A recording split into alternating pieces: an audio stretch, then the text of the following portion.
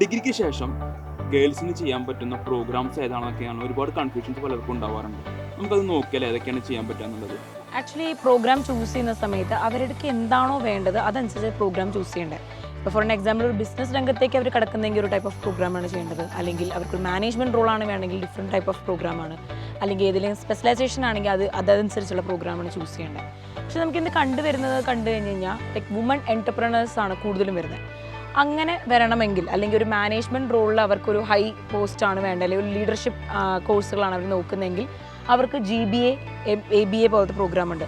പക്ഷെ നമ്മുടെ കുട്ടികൾ പൊതുവെ BComഉം BBAയും ഒക്കെ കഴിഞ്ഞു ട്രഡീഷണൽ MBAയുടെ പിന്നാലെ പോകുന്നത്.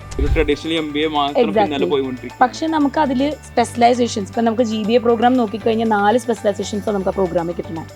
ABA എടുത്താൽ 7 സ്പെഷ്യലൈസേഷൻസ് കിട്ടുന്നുണ്ട്, അതും ഇന്റർനാഷണൽ അക്രഡിറ്റേഷനോടുകൂടി. പക്ഷെ പലപ്പോഴും കുട്ടികൾ പെട്ടെന്ന് ഒരു ട്രഡീഷണൽ വേ ഡിഗ്രി കഴിഞ്ഞതിന് ശേഷം MBA ഇത് മാത്രമേ ചിന്തിക്കുന്നുള്ളൂ. പക്ഷേ അവരിതെല്ലാം കഴിഞ്ഞ് ഒരു ഇൻഡസ്ട്രിയിലേക്ക് പോകുമ്പോഴാണ് അവിടെ ഒരു ഇൻ്റർവ്യൂ പാറ്റേൺ ക്രാക്ക് ചെയ്യുന്നത്, അല്ലെങ്കിൽ അവരുടെ നോളജ് ഇന്ന് AI ആണ് എല്ലായിടത്തും യൂസ് ചെയ്യുന്നത്. അത് ഈ MBA പോലത്തെ ട്രഡീഷണൽ പ്രോഗ്രാമിൽ കിട്ടില്ല, അറിയുന്നില്ല. അതാണ് പ്രശ്നം. എക്സാക്ട്ലി. ഇന്ന് നമ്മുടെ AI ഇൻ്റഗ്രേറ്റഡ് ആയിട്ടുള്ള കോഴ്സുകളാണ് ഈ GBA ABA എല്ലാം നമ്മൾ കൊണ്ടുവന്നേക്കുന്നത്. അപ്പോൾ അങ്ങനത്തെ ടൈപ്പ് ഓഫ് കോഴ്സ് ചൂസ് ചെയ്ത് കഴിഞ്ഞ് കഴിഞ്ഞാൽ നമുക്കൊരു നല്ലൊരു എൻ്റർപ്രണറും ആവാൻ പറ്റും. അതേപോലെ തന്നെ എല്ലാവരും MNC കമ്പനീസിലെല്ലാം ഒരു മാനേജ്മെൻറ്റ് റോൾ എടുക്കാനാണ് നോക്കണം. അവർക്ക് ഡെഫിനറ്റ്ലി ഒരു ഗുഡ് മാനേജർ ആവാൻ പറ്റും, അല്ലെങ്കിൽ ഒരു ഗുഡ് ലീഡർഷിപ്പ് അവർക്ക് ഫോളോ ചെയ്യാൻ പറ്റും കുറഞ്ഞ സമയം കൊണ്ട്. കാരണം നമ്മുടെ നാട്ടിലെ ഒരു ഡിഗ്രി പഠിച്ചതുകൊണ്ട് ആ കുട്ടി എന്താ പഠിച്ചെന്നുള്ളത് പോലും ആ കുട്ടിക്ക് മനസ്സിലാവില്ല.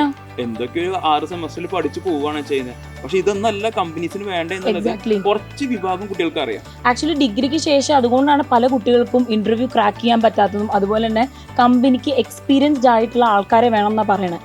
പക്ഷെ അങ്ങനെയല്ല, ആക്ച്വലി കമ്പനിക്ക് നോളജ് ആണ് വേണ്ടത്, സ്കിൽ സെറ്റ് വേണ്ടത്.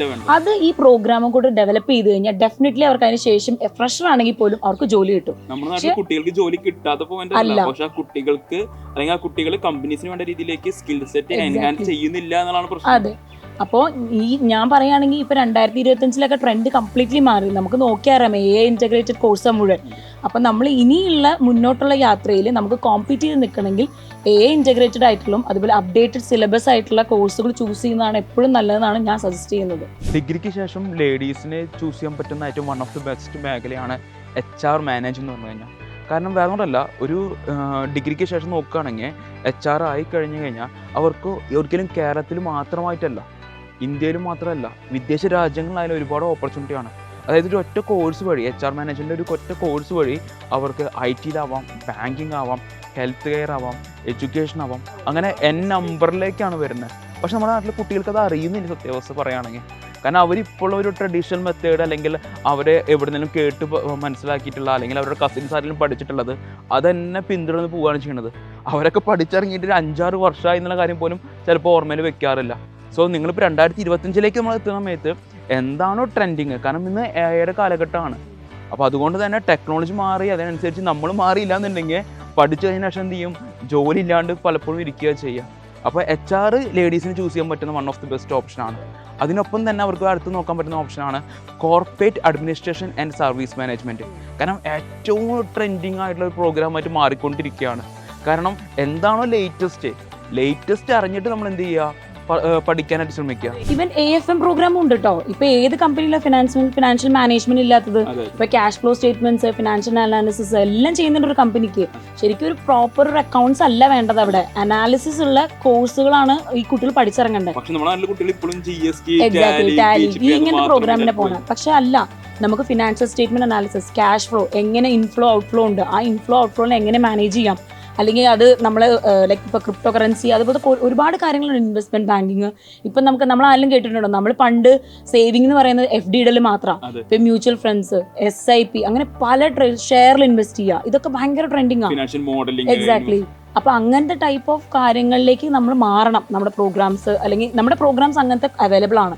ഒറ്റ കാര്യം മാത്രമേ ഉള്ളൂ, അത് നന്നായിട്ട് അനലൈസ് ചെയ്ത് എക്സ്പേർട്സിന്റെ അടുത്ത് നിന്ന് നല്ല രീതിയിൽ നിങ്ങൾ ചോദിച്ചിട്ട് അത് ചെയ്യണം എന്നാണ് ഞാൻ കുട്ടികളോട് എപ്പോഴും പറയാറ്. ചെയ്യേണ്ടത് ആദ്യം ഫസ്റ്റ് ഓഫ് ഓൾ നിങ്ങൾ നോക്കേണ്ടത് എന്താണ് എനിക്ക് പറ്റുന്ന ടേസ്റ്റ് എന്താണെന്നുള്ളത് പലപ്പോഴും നോക്കിയിട്ട് അതിന് ചൂസ് ചെയ്യുന്ന പ്രോഗ്രാംസ് ആണെങ്കിൽ നമ്മുടെ കുട്ടികൾ അവരെവിടെ പോയാലും രക്ഷപ്പെടാൻ ചാൻസ് ഉള്ളതാണ്. ഇപ്പൊ ലോജിസ്റ്റിക്സ് ഫീൽഡും അങ്ങനെയാ. ഇപ്പൊ ഒരുപാട് പേര് ലോജിസ്റ്റിക്സ് കോഴ്സ് കൊടുക്കുന്നുണ്ട്. ഇപ്പോഴും ട്രഡീഷണൽ മെത്തേഡാണ് ഫോളോ ചെയ്ത് വന്നേക്കുന്നത്.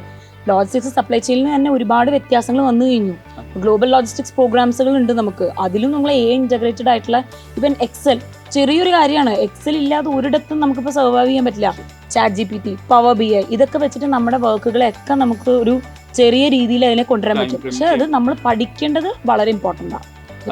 ഹെൽത്ത് കെയർ മേഖലയിലേക്ക് ഹോസ്പിറ്റൽ അഡ്മിഷൻ പ്രോഗ്രാംസ് ഒക്കെ കുറച്ചുകൂടി ഇപ്പൊ ട്രെൻഡിങ് ആയി മാറിയിട്ടുണ്ട്. പക്ഷെ അവരിപ്പോഴും എന്തൊക്കെ പഠിക്കണമെന്ന് ഇപ്പോഴും നോക്കാറില്ല. കാരണം എല്ലാ കുട്ടികളും പല കുട്ടികളും കാണിക്കുന്ന ഒരു പോയിന്റ് ആണ്, ഹോസ്പിറ്റൽ അഡ്മിഷൻ എന്നുള്ള കോഴ്സിന്റെ പേര് മാത്രമേ നോക്കുള്ളൂ. എന്താ പഠിക്കണത് എന്നുള്ളതും പഠിച്ചു കഴിഞ്ഞാൽ ലഭിക്കുന്ന അറിവിനെ കുറിച്ചൊന്നും നോക്കുന്നില്ല. ഇൻ കേസ് ലേഡീസിനായാലും നല്ലൊരു ഫീൽഡാണ് ഹെൽത്ത് കെയർ ഇൻഡസ്ട്രി ആണെങ്കിൽ. നമ്മുടെ നാട്ടിൽ മാത്രമല്ല വിദേശത്തായാലും അവർക്ക് ഹെൽത്ത് കെയർ ഇൻഡസ്ട്രിയിലെ ഹോസ്പിറ്റൽ അഡ്മിനിസ്ട്രേഷൻ മേഖലയിലേക്ക് എൻ്റർ ചെയ്യാൻ പറ്റുന്ന ഒരു പ്രോഗ്രാം കൂടി നമ്മുടെ നാട്ടിൽ വരുന്നുണ്ട്. അതിനൊപ്പം തന്നെ എനിക്ക് തോന്നുന്നു കോർപ്പറേറ്റ് മേഖലയിലേക്കുള്ള കോർപ്പറേറ്റ് അഡ്മിനിസ്ട്രേഷൻ പ്രോഗ്രാംസ് ഒക്കെ. കാരണം ഇതിനെ കുറിച്ചൊന്നും അറിയില്ല കുട്ടികൾക്ക്. കാരണം അവർ നോക്കുന്ന അവരുടെ സീനിയർ അല്ലെങ്കിൽ അവർ തൊട്ട് മുമ്പുള്ള അവരുടെ ബ്രദേഴ്സോ സിസ്റ്റേഴ്സോ എന്താണ് പഠിച്ചത് അതിന് പിന്നാലെ പോവുകയാണ് ചെയ്യുന്നത്. കാരണം അവർ പഠിച്ചിറങ്ങിയിട്ട് ചിലപ്പോൾ 2, 3, 4 വർഷങ്ങളായിട്ടുണ്ടായിരിക്കും. പക്ഷെ ഓരോ വർഷം ടെക്നോളജി മാറിക്കൊണ്ടിരിക്കുകയാണ്. അപ്പൊ അതനുസരിച്ച് പണ്ടത്തെ ഏതെങ്കിലും ഒരു പ്രോഗ്രാം പഠിച്ചു പോകുന്നതിനേക്കാളും ബെസ്റ്റ് ആയിട്ട് 2025 നിങ്ങൾ ഡിഗ്രി കംപ്ലീറ്റ് ആക്കണമെന്നുണ്ടെങ്കിൽ എനിക്ക് തോന്നുന്നു ലേഡീസിനെ ഇന്നത്തെ ട്രെൻഡിങ് ആയിട്ടുള്ള പ്രോഗ്രാംസ് അറിഞ്ഞു പഠിക്കുകയാണെങ്കിൽ അവർ എന്ത് ചെയ്യാൻ പറ്റും, കരിയർ അവർക്ക് രക്ഷപ്പെടാൻ പറ്റുന്നതാണ്.